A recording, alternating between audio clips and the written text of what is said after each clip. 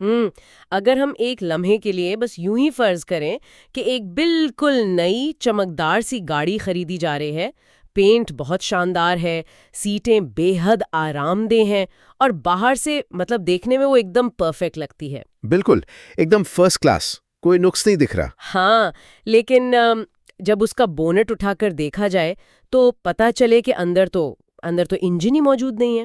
ارے یہ تو بڑا ہی عجیب سا، مطلب ایک ناممکن سی بات لگتی ہے نا؟ بالکل ناممکن لگتی ہے، لیکن آج کے ہمارے اس ڈیپ ڈائیو میں ہم جس موضوع پر بات کرنے والے ہیں وہ اصل میں کچھ ایسا ہی ہے۔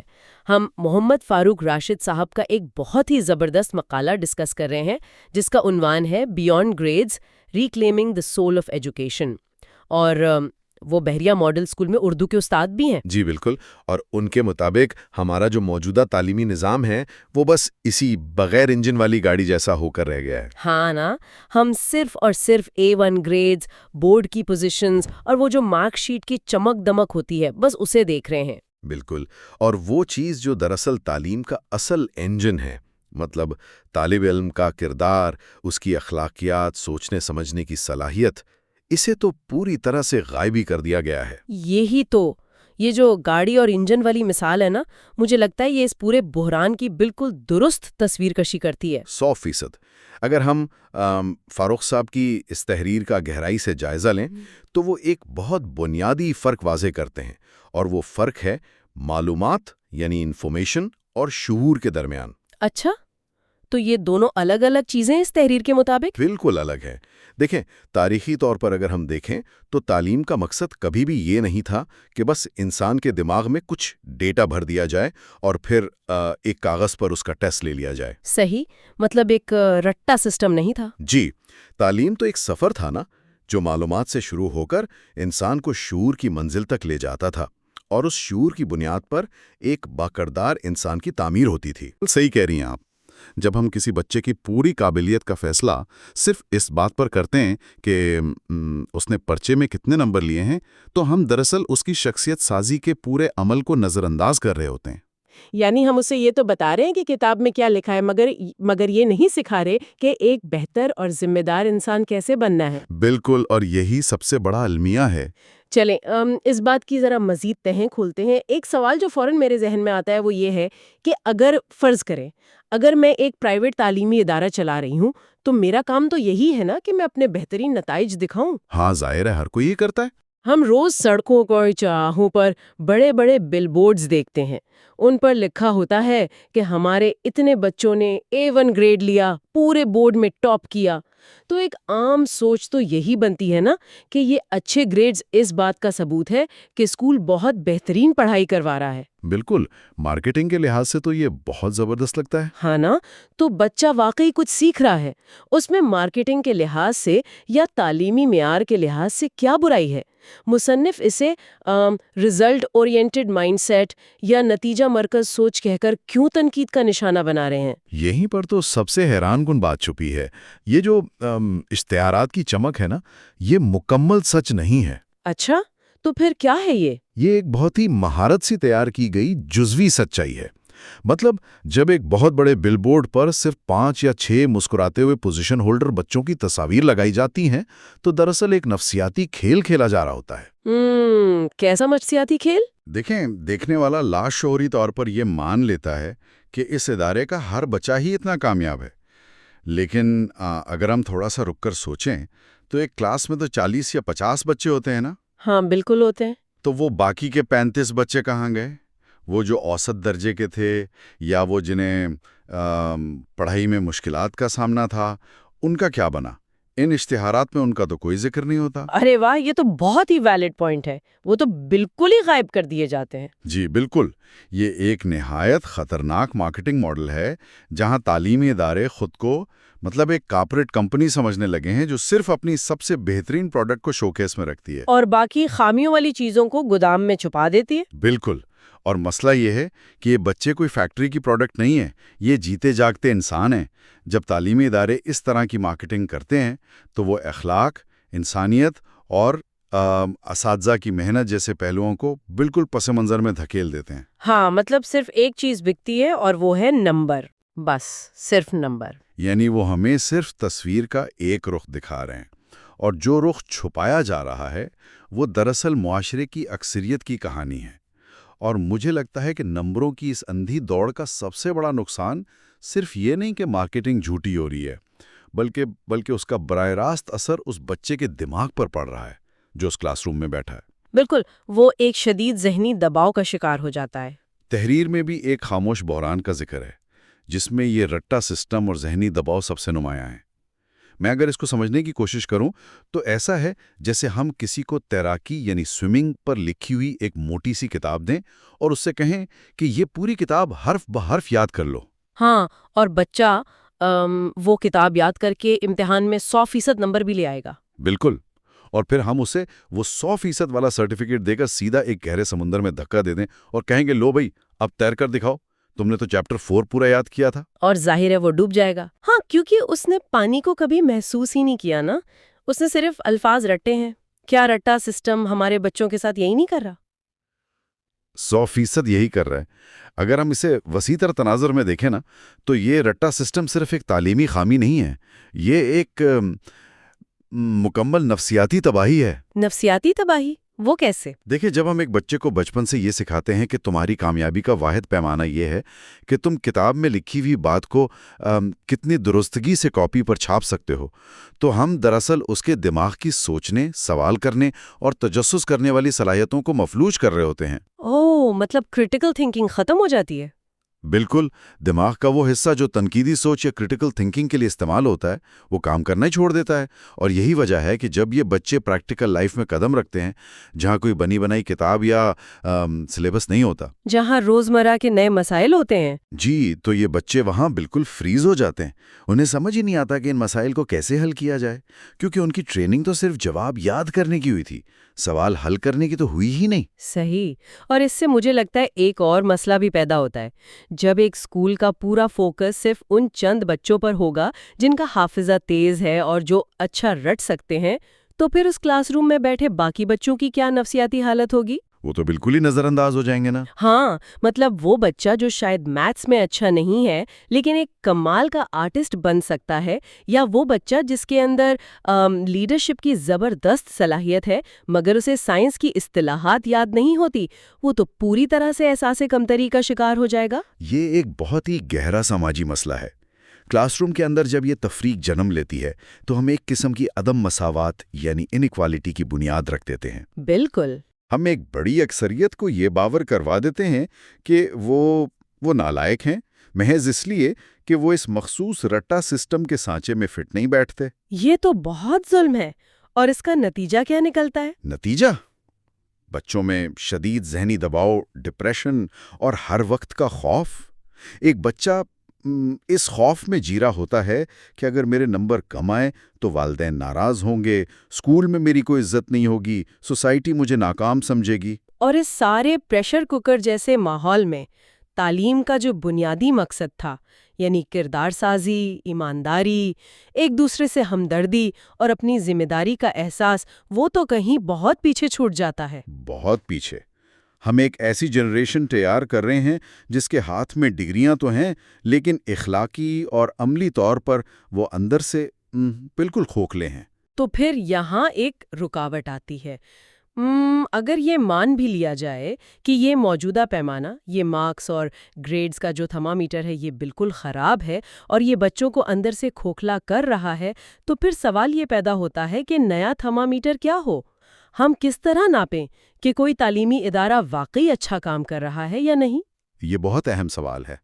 مصنف نے اس حوالے سے کچھ تجویز دی ہیں جن میں مکمل رزلٹ شفافیت یا ٹوٹل رزلٹ ٹرانسپیرنسی کا ذکر ہے۔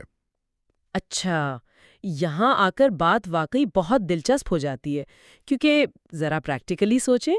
جی، اگر شہر کا کوئی بہت نامور اسکول کل کو اپنے اشتہار پر ٹاپرز کی تصاویر ہٹا کر یہ لکھ دے کہ پچھلے سال ہماری کلاس کے 15 بچے پڑھائی میں بہت کمزور تھے لیکن ہم نے ان پر محنت کی اور اب وہ اوسط درجے تک آ گئے ہیں اور انہوں نے مل کر ایک چھوٹا سا پروجیکٹ بنایا ہے، صحیح، تو کیا ہمارے معاشرے کے والدین جو خود نمبروں کی ریس میں اندھے ہو چکے ہیں وہ اس نئے معیار کو قبول کریں گے؟ کیا وہ اس اسکول میں اپنے بچے کو داخل کروائیں گے جو اپنی خامیاں خود بتا رہا ہو؟ دیکھیں، یہ ایک بہت کڑوا مگر حقیقت پسندانہ سوال ہے۔ ابتدا میں یقیناً یہ عجیب لگے گا اور شاید والدین اسے فوراً قبول نہ بھی کریں، ہاں، مجھے بھی یہی لگتا ہے۔ لیکن یہی وہ شفافیت ہے جو لمبی مدت میں ایک گہرا اور حقیقی اعتماد پیدا کرتی ہے۔ مصنف کا نقطہ یہ ہے کہ جب تعلیمی ادارے یہ بتاتے ہیں کہ ہم صرف ٹاپرز کی فیکٹری نہیں ہیں، بلکہ ہم ہر بچے کی انفرادی صلاحیتوں کو تسلیم کرتے ہیں اور ان پر محنت کرتے ہیں، تو وہ معاشرے کی سوچ کو بدلنے کا آغاز کرتے ہیں۔ یعنی ایک پہل تو کرنی پڑے گی۔ بالکل، معیار کی یہ نئی تعریف مارکس سے ہٹ کر عملی مہارت اور رویوں پر آنی چاہیے، اور اس پوری تبدیلی کا جو سب سے اہم ستون ہے جس کے بغیر یہ کچھ بھی ممکن نہیں، وہ ہے اساتذہ کی تربیت یا ٹیچر ٹریننگ۔ ہم اکثر نصاب بدلنے کی بات تو سنتے ہیں کہ بھئی سلیبس پرانا ہو گیا ہے، کتابیں بدل دو، لیکن اساتذہ کے پڑھانے کے انداز پر اتنی بات نہیں ہوتی۔ اس کا اس پوری بحث سے کیا تعلق ہے؟ بہت گہرا تعلق ہے جی۔ دیکھیں، ایک نیا اور جدید نصاب بھی اگر ایک ایسے استاد کے ہاتھ میں دے دیا جائے جس کی اپنی تربیت صرف رٹا لگوانے والی ہوئی ہے، تو وہ اس نئے نصاب کا بھی رٹا ہی لگوائے گا نا۔ ہاں، یہ تو ہے۔ وہ تو اپنے پرانے طریقے سے ہی پڑھائے گا۔ جدید تدریسی طریقے، بچوں کی نفسیات کو سمجھنا، یہ جاننا کہ کلاس میں موجود مختلف ذہنیت کے بچوں کو کس طرح انگیج کرنا ہے، یہ سب ایک استاد کو باقاعدہ سیکھنا پڑتا ہے۔ بالکل، ہر بچہ الگ ہوتا ہے۔ ایک تربیت یافتہ استاد کو پتا ہوتا ہے کہ کب کسی طالب علم کی کمزوری کو ڈانٹ کے بجائے حوصلہ افزائی سے دور کرنا ہے۔ جب تک ہمارے تعلیمی اداروں میں استاذہ کی اس عملی اور نفسیاتی تربیت پر سرمایہ کاری نہیں کی جائے گی، تب تک نہ تو وہ رٹا سسٹم ختم ہوگا اور نہ ہی وہ اشتہارات کا دھوکہ دینے والا ماڈل۔ یعنی ہمیں استاد کو صرف ایک سلیبس ختم کروانے والی مشین کے درجے سے نکال کر ایک مینٹر کے درجے پر لانا ہوگا۔ 100% درست کہا آپ نے۔ تو اس سب کا اصل مطلب کیا ہے؟ اس کا مطلب یہ ہے کہ ہم نے تعلیم کو ایک ایسی فیکٹری بنا دیا ہے جہاں ایک طرف سے کچا مال ڈالا جاتا ہے، اس پر ایک ہی سائز کا سانچہ لگایا جاتا ہے، اور دوسری طرف سے ایک جیسے روبوٹس نکل آتے ہیں جن کی میموری فل ہوتی ہے لیکن اپنا کوئی شعور نہیں ہوتا۔ بالکل ایسا ہی ہو رہا ہے۔ مصنف جو حل پیش کر رہے ہیں اس کے مطابق ہمیں اس فیکٹری کو بند کر کے اس کی جہاں ایک باغ لگانا ہوگا، ایک ایسا باغ جہاں گلاب بھی ہے، چمبیلی بھی ہے اور کوئی پھلدار درخت بھی ہے۔ ہر پودے کی پانی اور دھوپ کی ضرورت الگ ہے، اور مالی یعنی استاد کو یہ پتا ہونا چاہیے کہ کس پودے کو کس طرح پروان چڑھانا ہے۔ واہ، یہ باغ اور مالی والی تشبیہ اس پورے مسئلے کا بہترین اور جامع نچوڑ ہے، اور اس سے ایک بہت اہم سوال پیدا ہوتا ہے کہ آخر یہ مالی اور یہ باغ فراہم کون کرے گا؟ بالکل، اس کا احتساب کون کرے گا؟ ہے نا، یہ سب کچھ صرف اسکول کی انتظامیہ پر تو نہیں چھوڑا جا سکتا۔ مصنف نے بہت واضح طور پر حل پیش کیے ہیں جن میں حکومت، والدین اور معاشرہ سب کا کردار شامل ہے۔ تو حکومت کا کیا کردار ہونا چاہیے اس میں؟ حکومت کا کام یہ ہے کہ وہ تعلیمی معیار کے واضح ضابطے مرتب کرے اور ان گمراہ کن اشتہارات پر ایک کڑی نظر رکھے، اور والدین کی ذہن سازی اس پوری کڑی کا سب سے مشکل لیکن سب سے ضروری حصہ ہے۔ ہاں، والدین کا مائنڈ سیٹ بدلنا تو بہت مشکل کام ہے۔ مشکل ہے لیکن کرنا ہوگا۔ والدین کو یہ سمجھنا ہوگا کہ ان کے بچے کی اصل کامیابی اس کی خوشی، اس کی ایمانداری اور زندگی کے چیلنجز سے لڑنے کی صلاحیت میں ہے، نہ کہ کسی مارکس شیٹ کے ہنسوں میں۔ اور اس مقصد کے لیے تحریر میں پروجیکٹ بیس لرننگ پر بہت زور دیا گیا ہے۔ میں جہاں تک سمجھ پائی ہوں اس کا مطلب یہ ہے کہ طالب علم کتابوں سے نکل کر عملی کام کریں۔ جی بالکل، پریکٹیکل کام۔ مثلاً اگر سائنس کا کوئی اصول پڑھا ہے تو اسے صرف یاد کرنے کے بجائے اس پر کوئی چھوٹی سی مشین بنائیں یا کوئی تجربہ کریں۔ لیکن کیا اس سے کیا واقعی کردار سازی ممکن ہے؟ بالکل ممکن ہے، اور دراصل یہی وہ طریقہ ہے جس سے کردار سازی قدرتی طور پر ہوتی ہے۔ دیکھیں، جب بچے مل کر کسی ایک پروجیکٹ پر کام کرتے ہیں تو وہ صرف سائنس یا میتھس نہیں سیکھ رہے ہوتے۔ اور کیا سیکھ رہے ہوتے ہیں؟ وہ ٹیم ورک سیکھ رہے ہوتے ہیں۔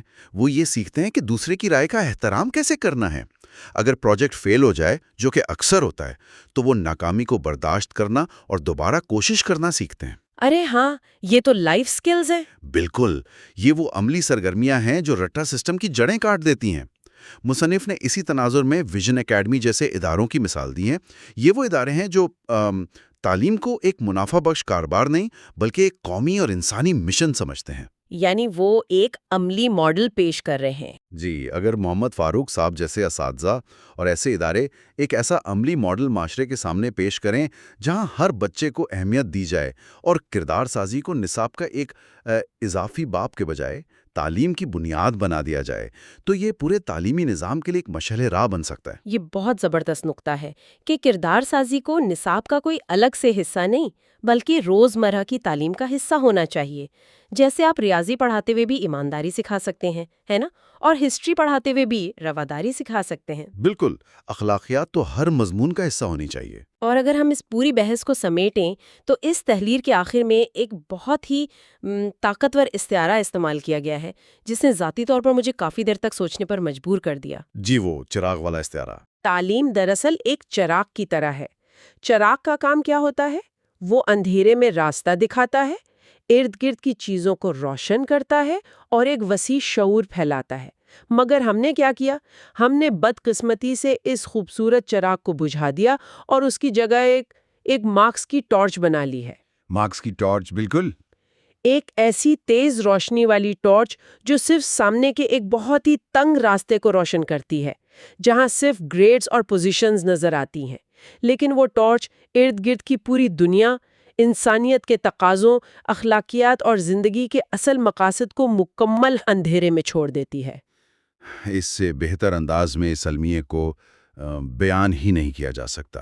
آج وقت کی سب سے بڑی اور کڑی ضرورت یہی ہے کہ اس مارکس کی ٹارچ کو بند کیا جائے اور تعلیم کے اس اصل چراغ کو دوبارہ روشن کیا جائے۔ بالکل۔ کسی بھی تعلیمی ادارے کی پہچان اور اس کا فخر اس بات پر نہیں ہونا چاہیے کہ اس کے سائن بورڈ پر کتنے A1 گریڈز لکھیں، بلکہ اس کی پہچان اس کے تیار کردہ انسانوں سے ہونی چاہیے۔ یعنی ان کے کردار سے۔ جی، وہ انسان جو سچے ہوں، جو معاشرے کا درد رکھتے ہوں اور جن میں زندگی کے مشکل حالات کا دلیری اور ایمانداری سے سامنا کرنے کی صلاحیت ہو۔ اگر ہم نے اپنی سوچ کو اب بھی نہ بدلانا تو یاد رکھیں کہ ہم ہر سال لاکھوں کی تعداد میں ایسے کامیاب ممتحن تو پیدا کرتے رہیں گے جو امتحانی پرچی میں تو 100 میں سے 100 نمبر لے آئیں گے، لیکن جب عملی زندگی کا کوئی کڑا امتحان آئے گا تو وہ مکمل طور پر ناکام ثابت ہوں گے۔ 100%۔ اور اسی گہری سوچ کے ساتھ اس نشست کے اختتام پر ہم ایک ایسا سوال چھوڑے جا رہے ہیں جس پر غور کرنا ہم سب کے لیے بے حد ضروری ہے۔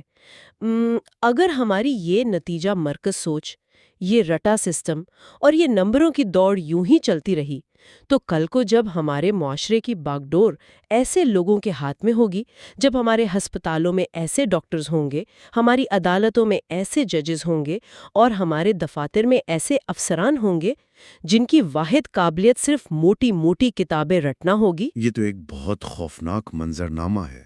بالکل، جنہیں کبھی دوسروں کی تکلیف کا احساس کرنا، مشکل فیصلوں کے وقت انسانیت کو ترجیح دینا اور اخلاقی جرت کا مظاہرہ کرنا سکھایا ہی نہیں گیا، تو کیا ہم واقعی ایک محفوظ، ترقی یافتہ اور باشعور مستقبل کی طرف قدم بڑھا رہے ہیں؟